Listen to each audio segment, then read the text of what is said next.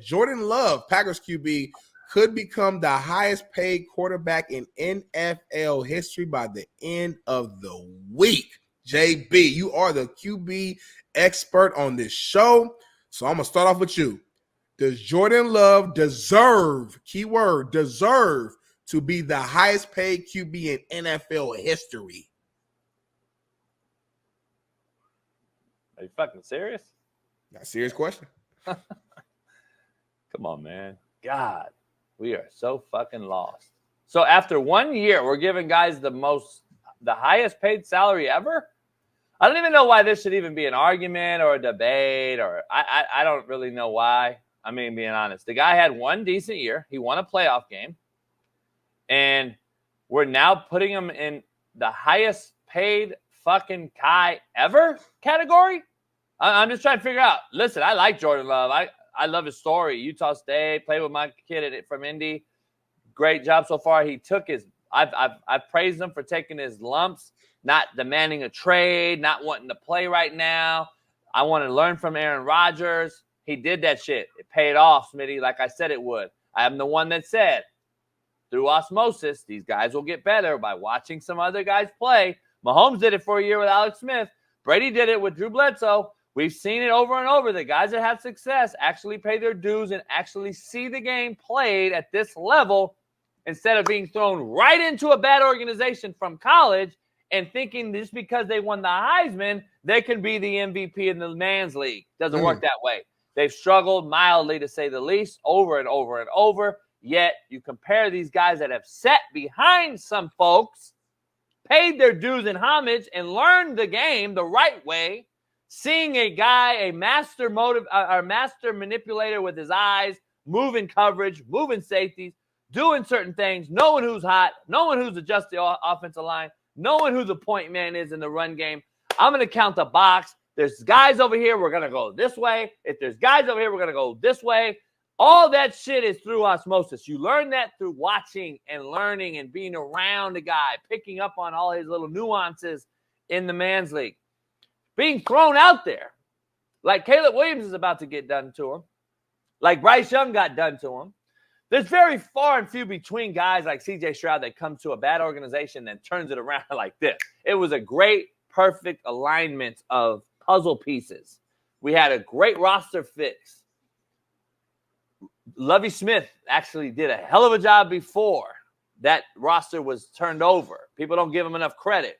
Lovie was fired. They bring in a new regime, and goddamn, what alignment of the stars that was. There's not that many. That doesn't happen too many times, Smitty. Let's be honest. That doesn't happen too many times. So we'll see if CJ can continue. But my point back to Jordan Love is he earned it. He deserves it, but not the highest paid already over Mahomes, Burrow, Allen, Herbert, all these different guys. There's no way. I can't do it. I would like to, my personal opinion, see him play another year, which they are. That's what I don't understand. That's why I led the show off with this. They don't have to do anything with you right now. They're not obligated to change anything with you. We're anointing a guy after 1 year, after sitting for 5, that he should be the highest paid guy because he beat Dak Prescott, who's a known choke artist in playoff games. You didn't beat Tom Brady, homie. Pump your brakes. I get everybody else is getting paid. But, dog, you just came off one season. You act like this is year 8 of record-breaking years. Like, to be honest, Dak Prescott has a bigger argument than you do, homeboy. And I'm not even a Dak guy. But Dak has put in the work, paid his dues, played multiple games. He's been in MVP conversations. And I'm not a Dak guy, as we all know.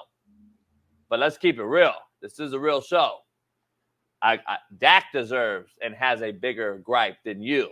Come on, dog. This is your second year. Even though this is year 6 or 7, this is year 2 for you. If I'm the GM, Smitty, to answer your question in a summed up role, I want to see this year. I want to make sure, knock on wood, you're healthy. Because I would be goddamned if I pay you all this money and something happens like Aaron Rodgers' freaking nature incident. We don't want to see it, or knock on wood, but let's be honest, it happens. So, and I also want to make sure you don't have a sophomore slump of your own. And that is just what I want to do. Highest paid ever, Smitty, is crazy talk. I mean, let's just be honest. Why? What have you done?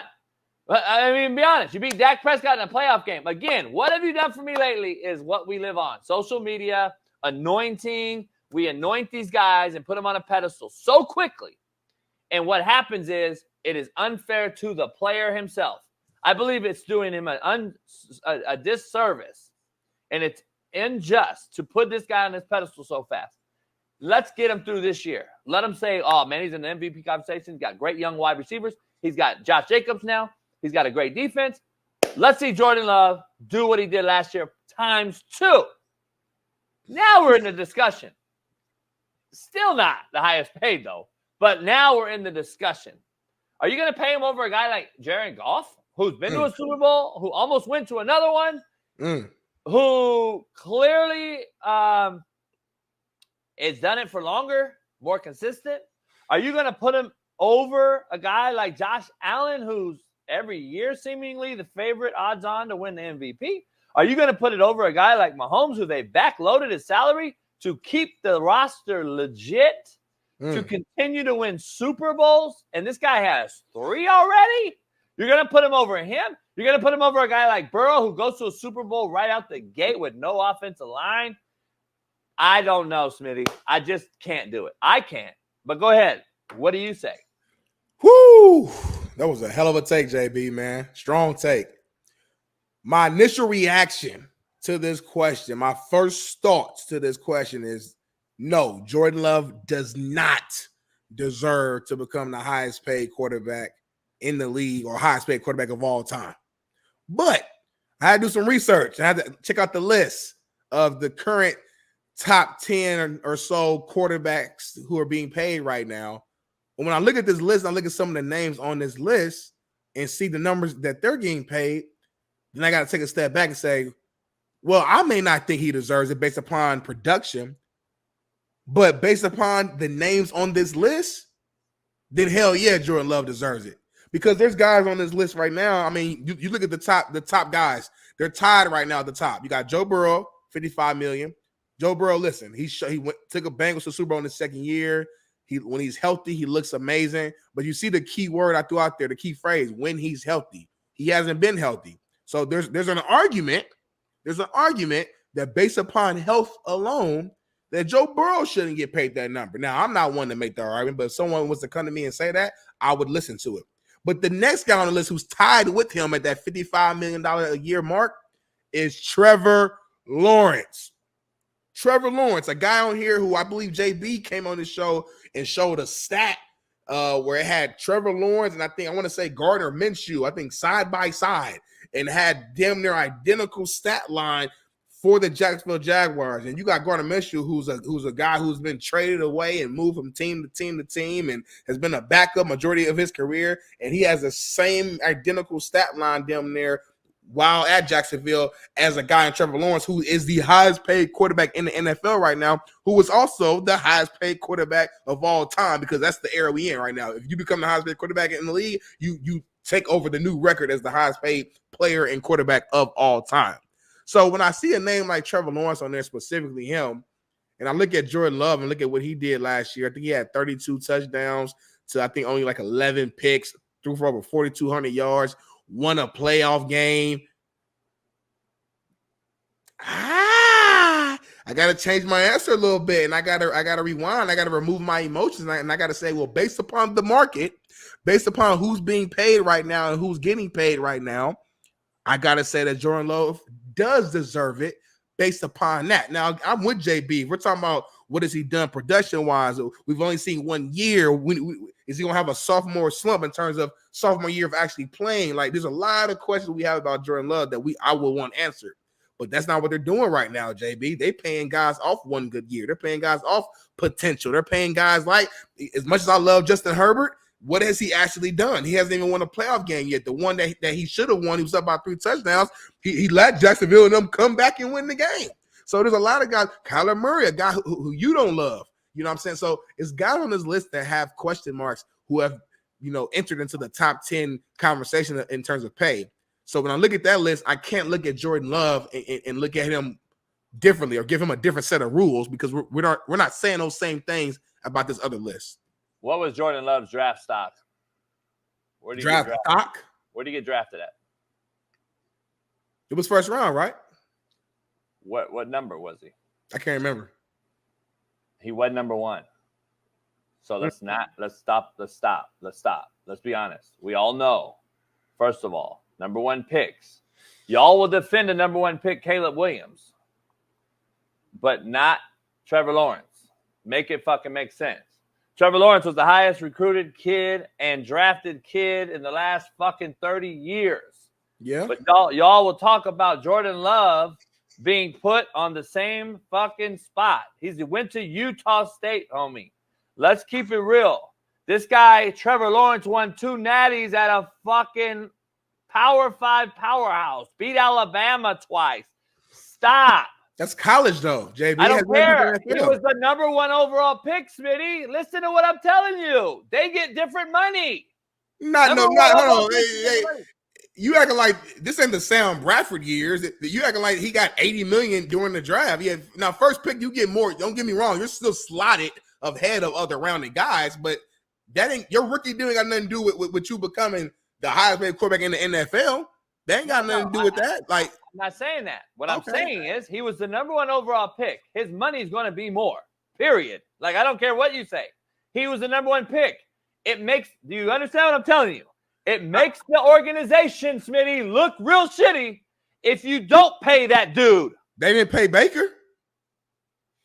He's been to 6 places. I'm talking about one guy that was number 1 picked with that organization, Trevor Lawrence. Let's just stay on Trevor Lawrence. Trevor Lawrence was number 1 pick, right?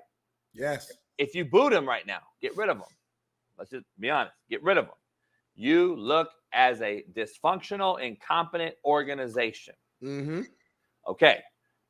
So you have to shit or get off the pot when it comes to signing a guy for the money that matches the market, which Trevor Lawrence was.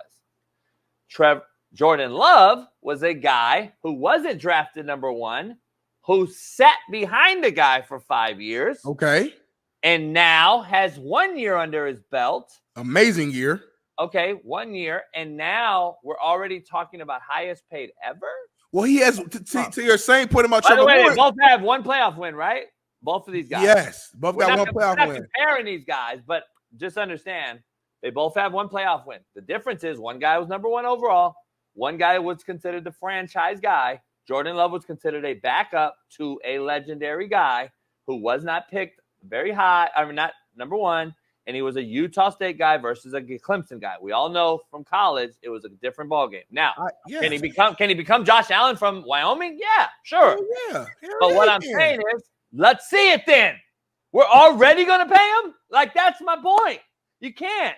But listen, I get your market point. I get your market point and all that shit. Because I mean, you're using that argument to Trevor Lawrence. You're basically saying, listen, as an organization, they're kind of in a rough spot. If you draft a guy number 1 and you let him go, you don't pay him, then it's a bad look as an organization. So you kind of just, like you said, you got to shit or get off the pot. You kind of got to pay him. To me, the Packers got to pay Jordan Love. They lost. A-Rod is gone. Brett Favre retired. This is their next quarterback, and he's shown you, yes, 1 year, but he's shown you that he has the ability to be a top-tier quarterback in his league, and for you to keep this train going. He has 1 year left on his deal, JB, which means if they don't pay him and he plays out that last year, he'll be, a free agent, and now he can just hit the market. You know what the market's going to do for Jordan Love? You know how many teams will let him have a Jordan Love on their team? And then even if the Packers do decide to pay him after that next year, now they got to pay him more because the market just goes up and up and up every single year. So if you know this is your quarterback, pay him now so you can actually save money. It's just 1 year, though. Like, we're acting as if this is year 4 of him. Like, this is year 1. Like, Brock Purdy actually has more of a fucking argument. He's done it for 2. Like, 1 year, Smitty. We're talking about 1 year. Again, self-anointing. We're anointing these dudes at all-time cliffs. I'm just saying, dog, when the shit goes sideways, we're going to be like, why did we pay the dude? Right now, the Giants are, you see it on this Hard Knocks thing. Yeah. That GM stressed the fuck out. He has buyer's remorse with Daniel Jones. He is praying every day on 2 bended knees that Daniel Jones works out. Because if not, A, he's being fired. B, Dayball's probably going to lose his job. C, they clean house. D, they're set back 3-4 years roster-wise because of cap. They're praying, dog, that they don't have buyer's remorse. You're going to see the same thing in these other places. And that's just what I believe is going to happen because Green Bay will be following suit. I mean, I'm just saying, I would wait a year. I would literally wait till this year, see what he does, make sure he doesn't get hurt, make sure he's healthy, see if he can repeat what he did last year. They can still sign him during the season, Smitty. And then you're going to have to pay him more. So, which is cool. I mean, I guess that works. I'm just saying, you wait a year, the market's going to go up. Dak's going to get paid, to your point. Other quarterbacks are going to get paid. So now you got to get more than Dak. Now how's he going to get paid more? You're already talking about making him the highest paid ever. How's he going to pay him more? Because every year, whoever's up for contract, whoever quarterback's up for contract, they become the highest paid. Like Trevor Lawrence is the highest paid right now. But then if Jordan gets $60 million, he'll be higher. And then Dak gets $65. They just keep doing this. You're still going to pay him during the season. But guess what, Smitty? If he's balling, guess what he is? Worth it. He ain't worth it right now. If he's balling game 14, guess what? Holy shit, this guy's the guy. Let's give him. Fuck it. He has earned more money then. To my point. That's my point. Make him worth it. Make him show me. I'm going to give him it after 1 year before the season? No. This is why you made a point like probably about 2 months ago about there needing to be a separate salary cap. Salary cap, thank you, for quarterbacks. They're going to do it too, I think. And I know they're talking about it, and I think this is a pure example as to why. Because as a competitor, I'm with you, JB. I understand because I play D-line. You know, I played a position that people care about, but not nowhere near at the level as a quarterback. And in every other position group, you have to be that guy to be even considered as the highest paid in your position. You have to actually go out there and prove it. As a running back, you got to go out there and prove it. As an O-lineman, you got to prove it. Quarterback's the one position because of the scarcity of the position and how important the role is. If you have a guy who's just decent, just average, just can just keep y'all afloat, and he's up for contract, because there's not a lot of other options out there, these organizations feel like they're kind of, handcuffed, and they have no choice but to pay that guy top tier money. Because if they don't, they know another team is salivating at the mouth to go pay that guy that big time money. So that's why we continue to see these guys, the Bakers of the world, the Trevor Lawrences of the world, the Daniel Joneses of the world get paid these big time contracts, and we feel like, damn, how they get paid that amount of money, and they're an average to below average quarterback. Well, it's because of what the market offers. There's not a ton of quarterback talent out there, and if you have somebody who's just halfway decent, then that's what it is, man. So we shall see, though, man. Like I said, we'll see how it turns out. I believe in Jordan Love, though, JB. I think he's going to be worth the money. I think he's going to have a hell of a year. They're young, great young head coach, young wide receivers around them. I think the Packers are going to be really competitive this year. So we'll see, though.